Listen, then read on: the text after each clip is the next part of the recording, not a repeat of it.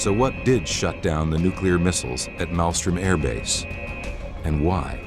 This was extraterrestrial in nature. Welcome to Watch Mojo, and today we'll be diving into the world of unidentified anomalous phenomenon, what used to be called UFOs, and their connection to nuclear sites. To some, it appears that the light is beaming directly into the base's weapons storage area, where nuclear missiles are reportedly housed.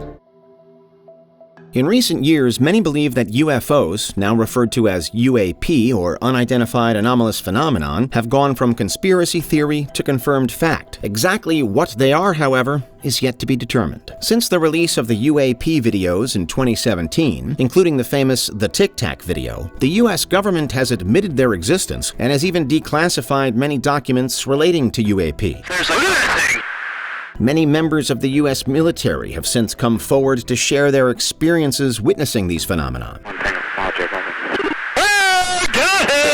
There's also been an increase in former members of the U.S. government coming forward to share what first-hand knowledge they have in UAP programs, known and unknown to the public. Luis Elizondo is one such individual. Elizondo is the former director of the Advanced Aerospace Threat Identification Program, ATIP. This Pentagon program studied UFOs in secret and was unknown to the public for many years. Let me be clear. UAP are real. In 2024, the appearance of drones in New Jersey kicked off another round of debate about UAPs in the United States. The phenomena wasn't contained to the East Coast, however. Soon after, many cities across the United States and around the world were seeing the same thing. Drones and orbs that seemed to defy our idea of modern physics were being reported. We clearly saw several that would move horizontally and then immediately switch back in the opposite direction. Government officials couldn't seem to agree on an explanation, even though some of those objects were hovering over military bases and nuclear sites. One such base is the Wright-Patterson Air Force Base, home to a decommissioned 10-megawatt nuclear reactor. Those airspaces are tightly controlled, and people get arrested for accidentally getting too close to one. The first atomic bomb test took place in 1945 at the Trinity Test Site at White Sands Missile Range in New Mexico. Shortly after, a UAP may have crashed on a nearby ranch, according to witnesses. Jacques Vallée, who was the inspiration for the scientist in Steven Spielberg's Close Encounters of the Third Kind, co-wrote a book on the topic. Although many have questioned the veracity of this story, others maintain it should be believed. Trinity, they saw it arrive and they saw it crash.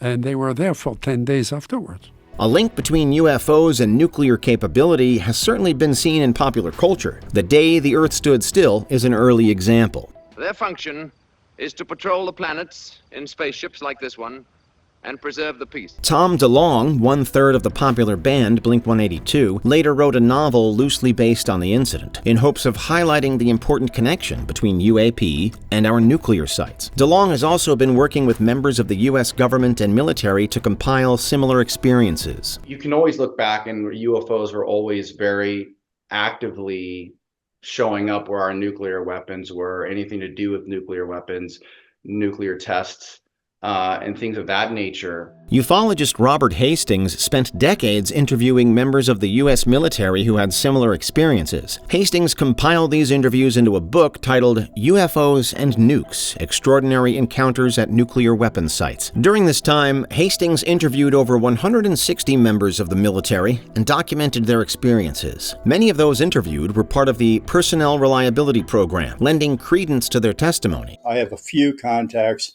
former and retired high-level intelligence community and DoD, Defense Department personnel. He himself claims to have been witness to UAP on the radar systems of Malmstrom Air Force Base in 1967. From that point forward, the idea of a connection between UAP and nuclear sites would continue to be prevalent, as he gathered data from others who had witnessed UAP incursions at U.S. nuclear bases. I went, holy cow, that's what I think went on at Malmstrom, and apparently that's going on in various places. Malmstrom Air Force Base in 1967 is thought to have been a hotspot for UAP activity. It was one of the largest missile fields in the U.S., covered 23,500 square miles, and included 4 missile squadrons. It's also one of 3 U.S. Air Force bases that operates, maintains, and secures the Minuteman III Intercontinental Ballistic Missile, or ICBM. We had control of 10 nuclear missiles.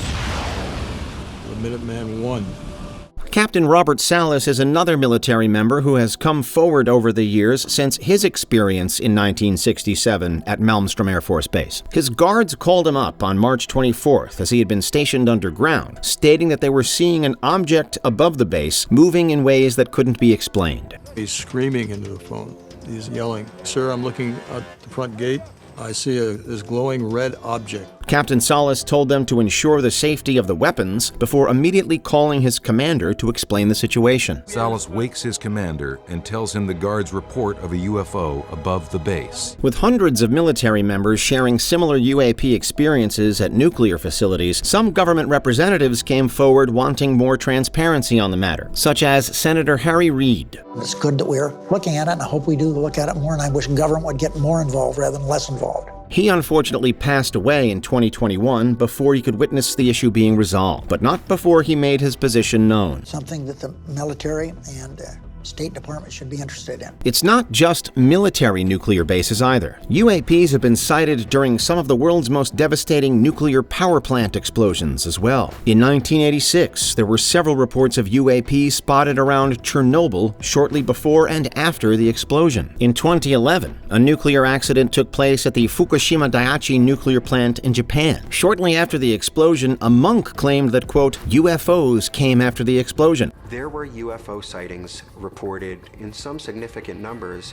in that area in the weeks and the days leading up to the earthquake and tsunami. There were so many of them, I was shocked. The monk added his own theory as to why. Radioactive energy was leaking everywhere. I believe the UFOs came to readjust the flood of radioactive energy in order to save us. That's my theory anyway, end quote. Even with the explosion and the earthquake that kicked it off, miraculously the temple was untouched. Residents of Aino, a town near Fukushima, have a long history of UAP sightings, making many wonder again about a connection between UFOs and nuclear areas. Ever since the 1970s, residents from the nearby town of Ino, Fukushima, have reported seeing strange flying objects here.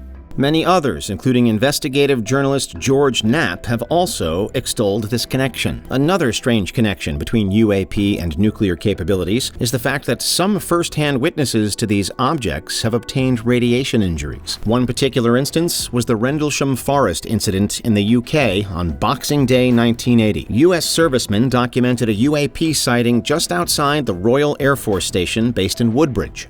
Suddenly, Sergeant Stevens notices a strange light in the woods just off the road. One of these servicemen reportedly touched the object and obtained injuries directly from this interaction. His name was John Burroughs, a U.S. serviceman, and he was one of the first individuals on the scene that night. Then the object, whatever it was, lifted up, went up, and then moved back away over the trees.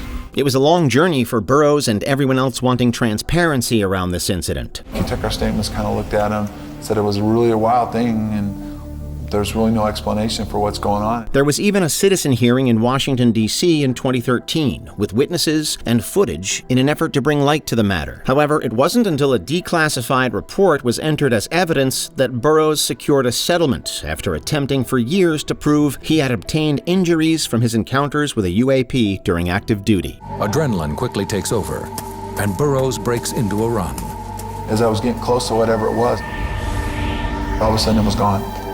The declassified study, codenamed Project Condign, describes the Rendlesham incident as an event where it might be postulated that several observers were probably exposed to UAP radiation. The Geiger counter begins registering high levels of radiation. This is the closest to documented proof that there is a legitimate connection, as the Condign report specifically mentions the incident and how radiation from UAP could cause injury, explaining, quote, that there is a phenomenon that governments of this world are well aware of. The question is where it comes from.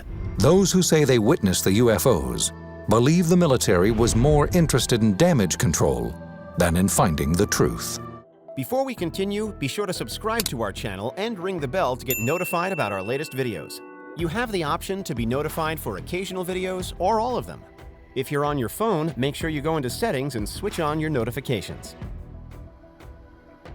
Another injury is said to have resulted from a civilian incident in 1980, referred to as the Cash-Landrum incident. This provided the basis for an HBO documentary in 1985. It involved a couple of friends, 51-year-old Betty Cash and 57-year-old Vicki Landrum, along with Vicki's 7-year-old grandson. They witnessed a UAP on their way home from dinner in late December of 1980. What is that light? I don't know, it's awful bright. Was that an airplane? Both adults left the vehicle to examine the object, which had come closer and gotten brighter, while hovering around treetop level. The object was emitting exceptional heat, to the point that upon re-entering the vehicle, a coat was needed to protect Betty's hand from the car door. The door handle was so hot, I couldn't even begin to hold on to it. They even had video evidence, which was shown in the documentary, of an imprint that was left on the dash because the vinyl had been softened by the extreme heat. Inside the car, it was so hot till my handprint is yet on the dashboard of Betty's car.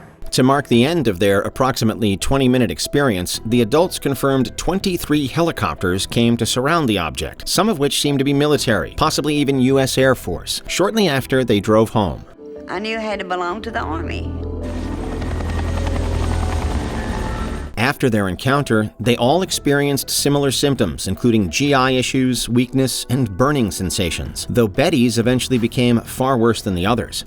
Her temperature was dangerously high, and large red welts had appeared on her face and hands. She lost the ability to walk and lost large patches of skin and hair. She claims her doctors eventually switched from treating her for regular burns to treating her for radiation sickness. There's absolutely no doubt in my mind that Betty was exposed to high doses of radiation. Some experts connected to the case believe these symptoms to be similar to those caused by ionizing radiation. But at least they owe us to tell us exactly why we were burned and what type of radiation that we were exposed to. Ultimately, we don't have any clear evidence to answer the question we're asking. What is the connection between UAP and nuclear sites? However, those with more knowledge on the topic than most seem to at least agree on one thing. The indubitable link between UFOs and nuclear weapons. We were under the presumption that there was definitely a connection between UAP activity and our nuclear energy. The question is who's doing it and why are they doing it? Are you aware of any UAP nuclear connections we may have missed? Is there any other aspect of the UAP topic that you'd like to see WatchMojo cover in the future? Let us know in the comments. Until next time, keep your eyes to the skies. Pretty clear to me that they were there scoping out our capabilities. Did you enjoy this video? Check out these other clips from WatchMojo, and be sure to subscribe and ring the bell to be notified about our latest videos.